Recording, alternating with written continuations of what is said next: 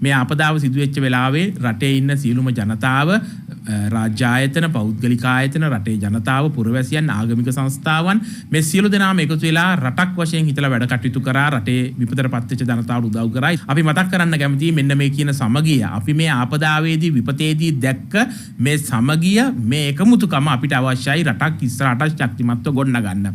අපි දැක්ක මේ ආපදාව විපත ඇතුලේ තර පරණ සාම්ප්‍රදායික දේශපාලනය කරන කණ්ඩායම් ඒ සාම්ප්‍රදායික දේශපාලනය කරන කණ්ඩායම් කරන විපක්ෂයේ අපි දෙවන පරපුර නැහැ කියන එක අපි මතක් කරන්න ඕනේ. ඒ වගේම තමයි මේ විපක්ෂයටත් අපි කියනවා ජනතාව දැන් ඔබව ප්‍රතික්ෂේප කරලා තියෙන මොහොතේදීත් මේ කඩාකප්පල්කාරී වැඩ කටයුතු නොකර මේ රටේ ජනතාව වෙනුවෙන් වැඩ කරන්න පෙළ ගැසෙන්න කියන ඉල්ලීම අපි මේ විපක්ෂයෙන් ඉල්ලනවා. නැත්තම් ජනතාවගෙන් ඔබව දැන් ආණ්ඩුව පක්ෂයේ සිටපු ඔබවනේ දැන් මේ ජනතාව විපක්ෂයට ඇදලා දැම්මේ.